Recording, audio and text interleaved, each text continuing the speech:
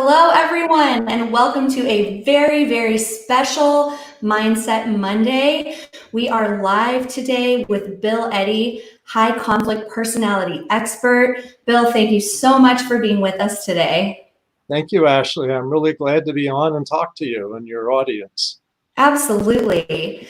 So if you are one of our followers, you know that we have adapted our Mindset Monday series to really dealing with this COVID-19 crisis. And we've been sending you videos and tips to help dive into what you can be doing right now. And we thought that today we would do something a little bit different, have a live show with interview in an interview style with our friend and colleague, Bill. For those of you who don't know Bill, he is, as I mentioned, a high conflict personality expert. He has literally written the book on high conflict personalities. One that I particularly find just so interesting and amazing is It's All Your Fault. I know we're going to be talking about some of the principles and the tips from It's All Your Fault, but there's so much information in that book around high conflict personalities. All of them are just amazing. And you have incredible seminars that you put it on these topics. I know you travel all over the world, Bill. So we're so delighted to have you on the show. You've been a longtime friend of the National Conflict Resolution Center, but I particularly love that you focus in on an area of conflict, which is high conflict, and you have so much background there. So how did you even get into really studying high conflict personalities?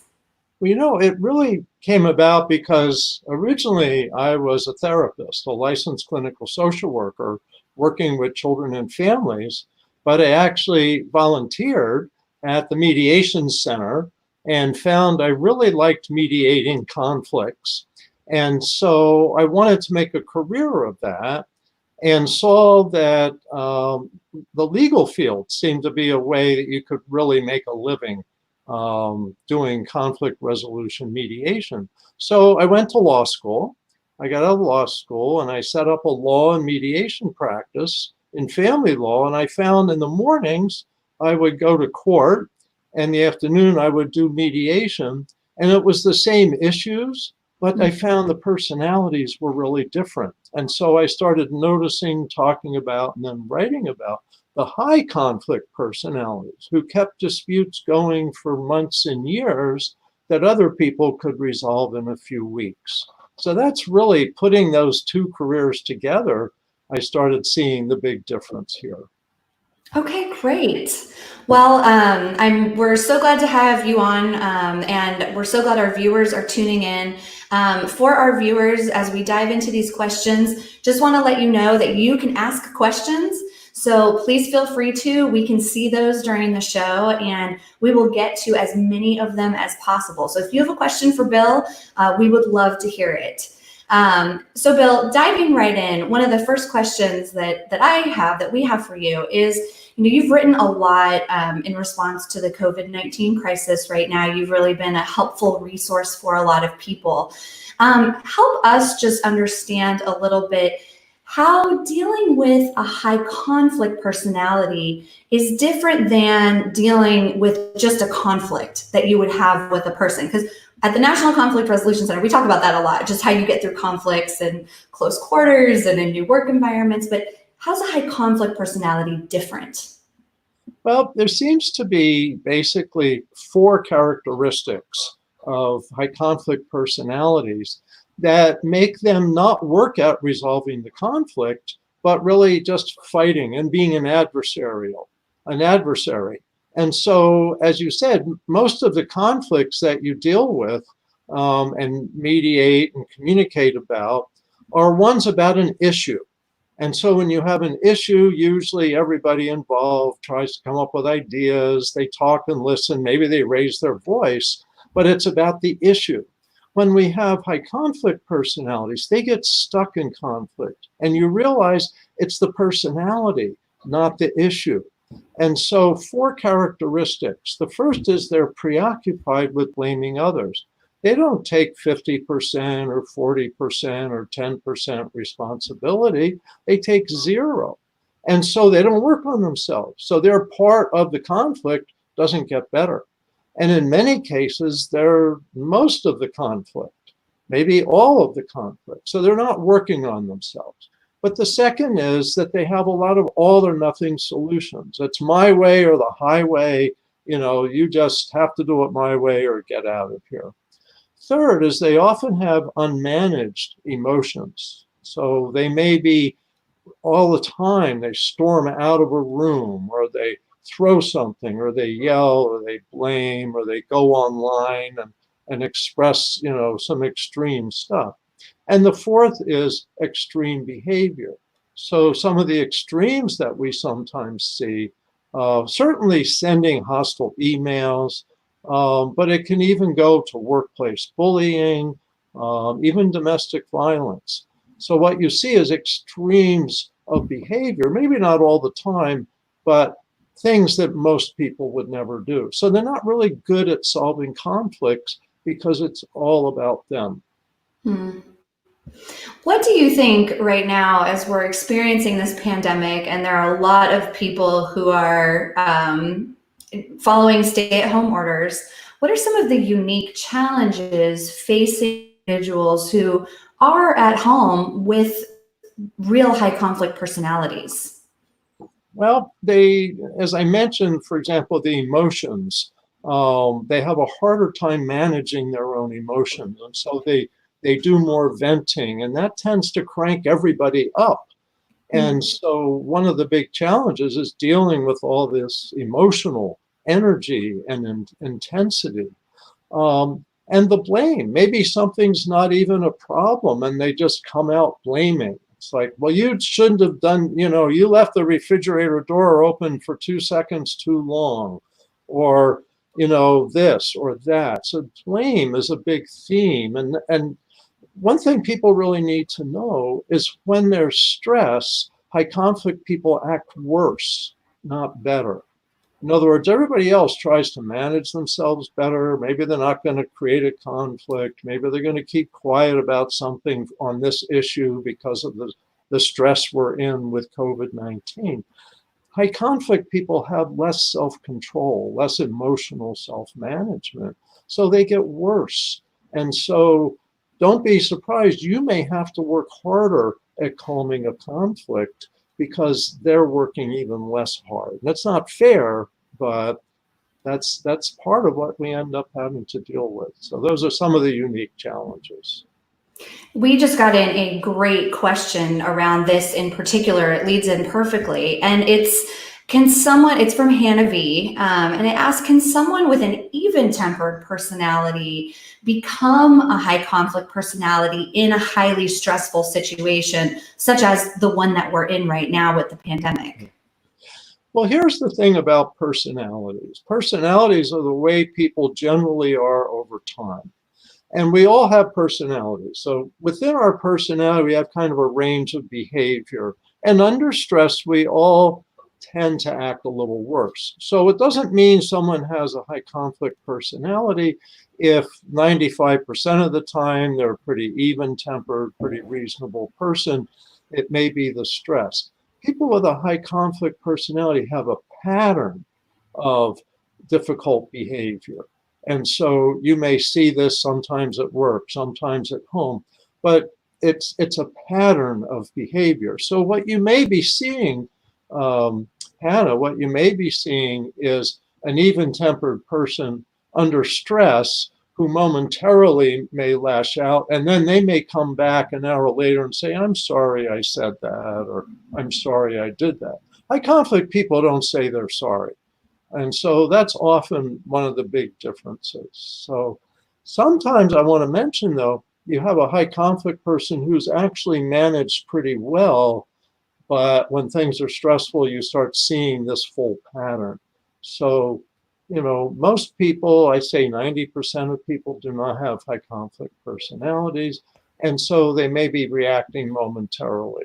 But 10% of people seem to have a high conflict personality. So they're going to be upset and difficult sometimes, even when there's no stress that anybody else can see. Are there certain triggers that, if you're not a high conflict personality, but you're with one, that you should be really watching out for or trying to avoid? Yeah, there are, and really over the years we've narrowed it down to four, what we call the four forget about it's. Is forget about trying to give them insight into themselves. And this is a mistake a lot of people make. They say, well, look at you, they say they're blaming you for some, should have done this or should have done that, and it's minor. And you say, look, buddy, you look in the mirror, you should look at yourself. And what happens is they can't look at themselves. And so it makes them more defensive, it worsens the relationship, and they're not going to get any insight. And so what happens is trying to give them insight into themselves just, it backfires and makes things worse. So we really recommend against that. That's one of the forget about it. Second forget about it is really try to forget about getting sucked into arguments about the past. Well, you left the dishes on the sink and you said, or, that spilled because you put it somewhere, all that stuff. Is let's look at what to do now. What are your choices now? So really try to steer clear of these big discussions of the past, who to blame, who was at fault, this, that, and the other thing. So that's the second forget about. Forget about focusing on the past, focus on the future. The third is forget about making it emotional. Try not to escalate as high as they are. If they're angry, don't try to be angry, try to be actually more calm and calming. Stay engaged with them, but try to focus down. And I'll talk about that in a little bit. And the fourth thing is don't tell them you think they have a high conflict personality. That really doesn't work, although people all the time are tempted to say that. That actually answers a couple of the viewer questions that just came in. So the questions were exactly that. I think I know someone with a high conflict personality. Should I tell them? And you're saying, no, that's not the right way that's a trigger for them. They're not going to hear it the right way. What I call is a private working theory. Figure, okay, I think they have a high conflict personality, so I'm going to avoid the four forget about it. Great to know. That's great to know, because that is so different than what you might do in a conversation with someone else where, we would encourage, if it's a non-high conflict personality, that you should talk about an issue that you have with them and get into that. Absolutely. And like talking about the past to resolve it, talk about how you feel. If you say, I've done a lot of mediation, divorce mediation, roommate mediation, business partners, and often that unlocks the conflict. They say, I didn't realize you felt that way. With high conflict people, it's like, you feel that way? Well, I feel this way. Mm-hmm. And so you get almost the opposite result. Another one that's ironic is we try to avoid apologizing when there's an angry person with us, because high conflict people use a lot of all or nothing thinking. And so they use your apology as ammunition. Say, see, you agreed, it's all your fault. And so even if you agreed that this part was your fault, so in a structured setting, an apology might be good, in a mediation, negotiation or something, but spontaneously, sometimes that actually draws their fire. So another thing to avoid. You're really dealing with a different set of tools, very different when you're dealing with a high conflict person. We got in a great question from Catherine S., wondering if there's a difference between a high conflict personality and a narcissist. There's a lot of overlap. High conflict personalities, many of them are narcissists as well, and many of them aren't. So with a narcissist, their triggers are particularly being put down. And so they're always trying to see themselves as superior to other people. And so they're particularly sensitive to people trying to point the finger at them and say, well, look at yourself. So really With a narcissist, don't try for insight. With a high conflict person, don't try for insight. But there are other high conflict people who aren't narcissists, who may actually be sincere about a conflict and they want to get it resolved, but they've got it backwards. They can't see their part in it. So, yeah, there's a lot of overlap. Okay, great to know. Bill, we've got some just amazing questions coming in, and I want to get back to those. But really quickly, I just wanted to take a quick break to remind our viewers of something because we're getting so many good questions coming in. Obviously, people are dealing with a lot of stress at home, and we have a lot of resources as well. Obviously, Bill does as well for you while you're at home right now. And one of those resources is that we are offering online virtual community dialogues. We call them restorative circles. And it is an opportunity for you to come together online, sort of face to face. We do it via Zoom, so you can really see and engage with folks and talk about what we're all going through. We have one as early as tomorrow morning from 9:30 to 11:30, but we have them regularly scheduled throughout this crisis. And the individuals who have participated so far have shared that they are getting so much out of the shared experience and the safe place to express just what they're going through. And so this is a free resource to the community, and we just highly encourage you, if you're interested, if you're looking for an outlet or even just something uplifting to encourage your soul, this would be a great place for you to participate. So check out our website, which is ncrconline.com/community circles. You can also find us on Eventbrite, and you're going to see all of those workshops listed. We're adding new ones all the time. So I just wanted to make sure to mention that for folks as we're seeing these questions come in. These would just be another great resource to help people through this time, another thing that we're kind of doing there. All right, so Bill, back to you. We have a great question here from Aurea B. And she says, what do you recommend when you're the only kind of mediator in the family? How do you keep an emotional balance when you're kind of carrying that weight? Well, one of the things that I want to suggest in terms of the 3 most effective tips to use, I'll talk about right now because it fits. And that is focus people on proposals of what to do now. In other words, when someone says, well, he did this and she did that, you can say, then what do you propose? And just like that, it pulls it away from the past and that argument I said not to have and focuses on what to do. And that gets everyone's brains kind of shifted into problem solving and thinking, well, what's my proposal? What's my suggestion for what we should do now? And that really shifts people. So if you're in that kind of mediation position, that's one of the biggest things to focus on. And that relieves a lot of pressure of you trying to resolve it because you can't, but it gets them busy, maybe working a little bit harder. That's great. And I appreciate that you're getting into one of our next questions, which are just practically, what are some tips for things that we can do when dealing with high conflict personalities? So you just mentioned one, but I know you have probably hundreds of tips, but just in terms of the top 3, what are a couple of others that you have? Well, the 3 that I think are the most powerful, and there's so many tips.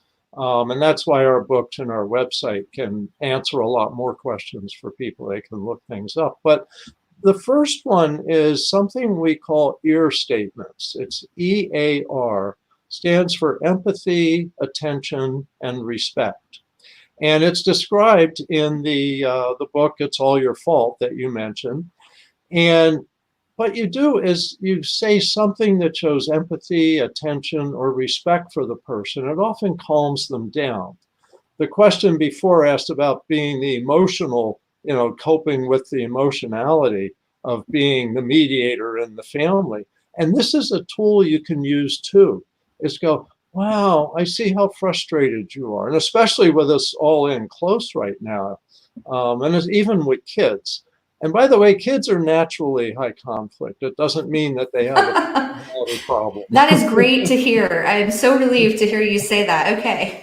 Yeah, it's basically high conflict people are adults who are stuck in conflict. Kids come and go with it. They can get very intense, and that's normal. But this even helps with kids. So the tips I'm going to give you, you can use with anybody. So you say something that shows empathy. You know, I've been there before. That's a hard thing to deal with. And I can understand that. Pay attention. Tell me more. I really, I care about you and I want to help. And respect. You did such a good job on, cleaning up the dishes or that project you were working on for your school. So ear statement, something that shows empathy, attention, and respect. So that's the first tip. The second tip is really what we found helpful is email communication and text messages, all of that, is to keep them brief, informative, friendly, and firm. That's BIF. Brief, informative, friendly, and firm. And I think one of our books has that when, there it is, right in the middle. And that has been, people say that's one of their favorite tips from us because they get a hostile email and then they write back brief, informative, friendly, and firm. They feel good about themselves. It calms the conflict. And we've taught tens of thousands of people this method. And they just say it's made their life so much easier. It doesn't take much time and it calms things down. And the third tip, of course, is the one about making proposals or suggestions. And what we teach with that is not just to make a suggestion or proposal, but the other person should ask questions about it. Because what we see with high conflict people, they say, oh, I'm never doing that. That's a stupid idea, a stupid suggestion. You say, wait a second, I just want you to ask questions about it right now so that you understand it, because proposals, suggestions lead to agreements. Then after you've asked questions and had them answered, you can say, no, I don't agree, or yes, I'll try that, or let me think about it. And often let me think about it is good, especially when we're all closed in together with COVID-19, is, give me an hour to think about it and let people take a break, be in their separate rooms. But I'm getting into more than 3 suggestions. Because there's so many and they're all so valuable. I mean, just the EAR, EAR. I mean, it's such a easy to remember the tip to have on hand, which is great, which we need, right? I mean, we talk about that a lot at NCRC too. You need to train your brain so that when you are thrust into a situation where you're in a conflict or you're meeting with a combative person, your brain just knows what to do, and you train your brain how to do that. And it really helps to have those easy to remember tips. Yeah, what I suggest is people have a favorite phrase for that they remember. I say, like, keep it in your back pocket. So when something, suddenly you're caught by surprise and somebody's yelling at you and you go, whoa, where did this come from? You go, oh, I need to give an EAR statement. And then you can say, oh, wow, I can see how upsetting this is or how frustrating it is. Tell me more. I want to understand. That's what I use. And so I get caught off guard and go, wait a minute. Oh, I can see your frustration. Tell me more. I want to understand. So I think a lot of people listening right now find these tips incredibly helpful, but I'm sure there's an element to it where people feel like, why should I have to adapt so much for a high conflict person? Shouldn't they be the ones having to learn more constructive ways of dealing with others in the community? So what would be your response to that? My response to that, maybe an easy analogy, is somebody in front of you is drunk and you have the idea you can yell at them and tell them to sober up, or you can go, okay, we're going to calm you down and put you to bed. So in many ways, these are verbal ways of calming people down and moving them on.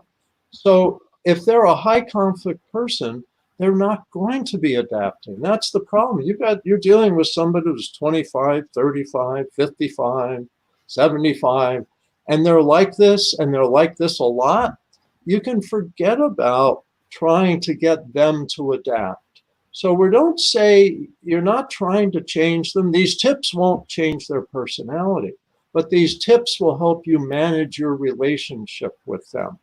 And it may be sometimes you go, this isn't a good relationship for me. Maybe I need to work somewhere else, or maybe we need to break up. So I'm not saying you have to tolerate this, but I'm saying this is a way to manage a difficult situation since the other person lacks those abilities. And it's amazing. People say, well, I know that they know that they're acting badly. It's amazing, but they actually often don't. They think it's appropriate and they don't apologize for acting badly. So it's really a different way of thinking. And I think it's maybe about 10% of people are like this. And if you've been burned enough trying to get them to change, you realize this stuff works a lot better. This leads really well into a viewer question from Hannah V. Are high conflict personalities capable of changing? Well, it's very difficult, but I would say some are. A lot of it depends on whether they get into some kind of learning program. And one thing I might mention here is because I've dealt with a lot, High Conflict Institute, we've dealt with a lot of people going through divorce with a high conflict person. And so we developed a method, we call it New Ways for Families, which teaches skills like the BIF response emails and making proposals and a lot of other skills so that they may change a little bit, but they have to be in a program of change with lots of repetition because that's how they really learn. And they often, most of the people that go through this program are court ordered. And so they have to have some coercive authority. Maybe it's someone saying, I'm going to divorce you if you don't change, or I'm going to fire you if you don't change. The reality is it's harder to change a personality than it is to get someone clean and sober from alcohol or drug addiction. But it's Wow. not impossible, but it's hard. Interesting. Catherine S. asked a great question. Going back to the comment you mentioned that children are naturally high conflict, are there specific things that parents should do to help children transition into young adulthoods as more mature and thoughtful people? In other words, do some people get stuck and never redirected? This is such a great question and really great timing because we've developed, I mentioned the New Ways for Families skills for parents, but we've also developed and just are launching this month a method called New Ways for Life, and it's geared to adolescents and young adults. And it teaches 4 big skills. And there it is. It's the last 2 in that series there. New Ways for Life. These are all our New Ways methods, workbooks, and manuals. And all of them teach 4 big skills: flexible thinking, managed emotions, moderate behavior, and checking yourself rather than blaming others. And this is skills that you can discuss with children really of almost any age, but especially teenagers, is to say, now, was that person managing their emotions? Maybe you saw a movie or something. Was that person using flexible thinking? Or they come in and say, you know, my girlfriend broke up with me. It's the end of the world. And you'll say, well, are you using all or nothing thinking or flexible thinking? You know, maybe the girl's going to be lining up for you now that you're free. Who knows? But it's open-minded, flexible thinking. And they're going to have a future facing issues no one ever thought would happen before. Just like we're seeing this coronavirus. No one in a million years pictured, well, I shouldn't say that. The pandemic experts pictured it, but most of us didn't. And so it's getting people prepared for life. Flexible thinking, managed emotions, moderate behavior, and checking yourself. And you might notice that most of what I've told you, we have 4 things for. And that's because we try to keep it simple. It's in high conflict situations, you need to keep things simple. And to remember, you need to keep things simple. But we have a lot of resources for that. That's an excellent question. And young people are in a position to learn these good skills. It's much harder for adults. Well, Bill, you have provided us with so much incredible information today. Every time I talk to you, I leave with more information, and I've known you now for probably over 15 years. I have so much to learn from you still. Thank you so much for being on the show. I know you've mentioned there are a lot of other resources on your website. Can you remind us of your website URL again? Yeah, it's highconflictinstitute.com, and we have lots of books, videos, articles, consultation, trainings. We're doing now a lot of training on Zoom. I just did a mediation training with 49 mediators in Toronto on Zoom a couple weeks ago. So there's a chance for people to get this high conflict information coming from just about anywhere. That's great. Well, thank you so much. And just as a reminder to our viewers, we will continue to provide communication strategies and tips for dealing with all kinds of conversations, all kinds of personalities and people as we navigate through this pandemic and well beyond. So we are here for you at the National Conflict Resolution Center. We hope you found this really insightful, and we do hope that you will join us for some of our online trainings, virtual circles, restorative dialogues. They really are there as a support system for you right now.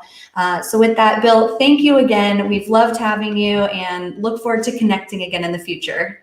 Thank you so much, and best wishes with all your good work. Thank you.